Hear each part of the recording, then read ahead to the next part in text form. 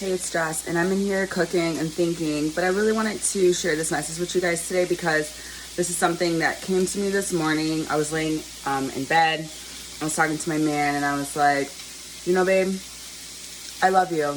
And I tell him I love him all the time, but I explained something to him, and I said, but love is confusing. And he just kind of looked at me like in a blank stare, like, what is she about to say? And I was like, love is confusing because I feel like love is accepting the part of someone that you didn't know they had that side to them. Love is when your head is out of the clouds and you're like, I'm willing to accept you beyond the fact that I didn't know that you were like this particular thing. For some people, they would never know a girl had like severe anxiety when they first start dating her, then she would start to have panic attacks and they're like, whoa. Love is the point in which you see that flaw in someone, or you see that characteristic in them. You see that characteristic in your, that's typically the point in which someone would bail. So people would date someone, usually a week or two, and then they notice it. They go, aha, found it. Not willing to work with that. Whether it's someone has a kid, or someone's been in jail, or someone's parents were divorced, or some may have like an anger issue, or maybe has anxiety, or has to take medication. Whatever it might be, there's a character flaw that it doesn't take long to notice after dating someone.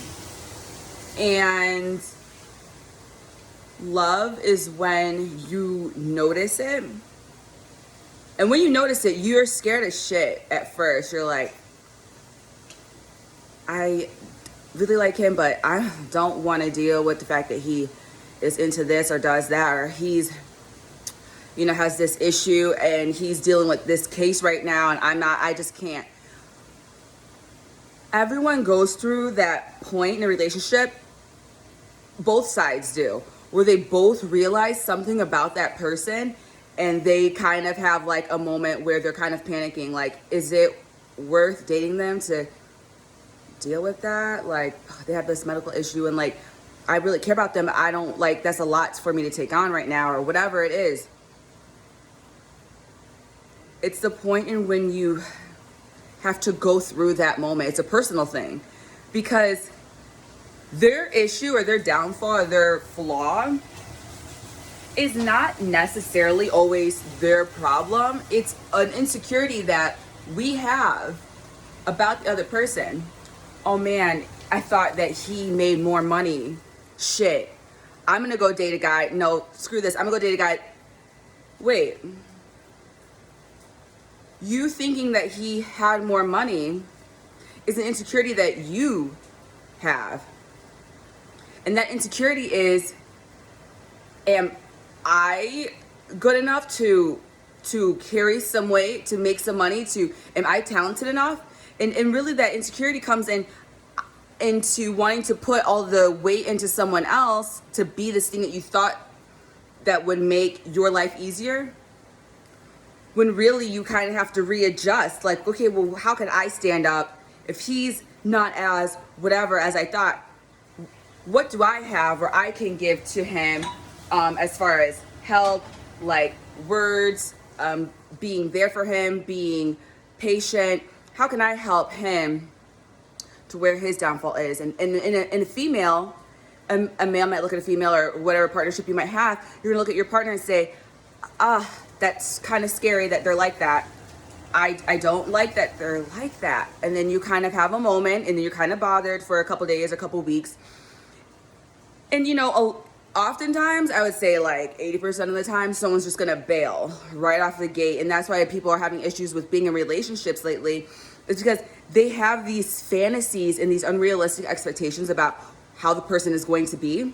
Because people are so willing to put on such a front that they're really hiding because they know what their downfall is, and they're trying to distract you from maybe what their downfall is by being all these other different things. But it's not going to take long for someone to catch on to what that downfall is. Now, when they do, they might call you out. They might say something, hey, I notice you're like this, or what's going on with this. sometimes that person gets defensive and they get really insecure right off the gate. They're like, oh my God, he called it out. Or maybe they have a humbling moment and they want to come out with the truth and talk about what they're going through, what's going on, what the situation is.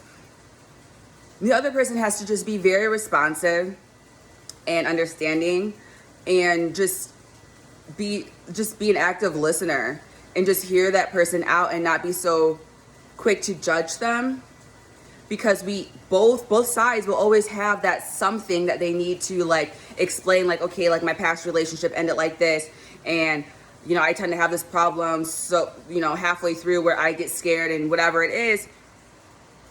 Everyone's gonna come to the relationship with something that their partner would not have understood or noticed about them at first. And love is when you notice that thing and you don't put so much pressure on that person needing to be something else, but just understand how they are, maybe ask more questions, try to understand who they are, and try to see and ask yourself, is this a problem that they have 100%? Or am I partially insecure that she showed me her ghetto side? Or am I partially insecure that he showed me his angry or lack of communication side or angry side, or whatever it is? Are you insecure that you maybe saw that they're more in debt than you thought they were? Is that an insecurity that you have about your expectation of that person? Because you really shouldn't have full-scale expectations from seeing someone or dating someone for a couple of days, couple weeks. A lot of times people will start dating and they're like, oh, he's that type of guy or she's that type of girl, and I already know how this is going to go. It's going to be great. It's the type of girl I always wanted.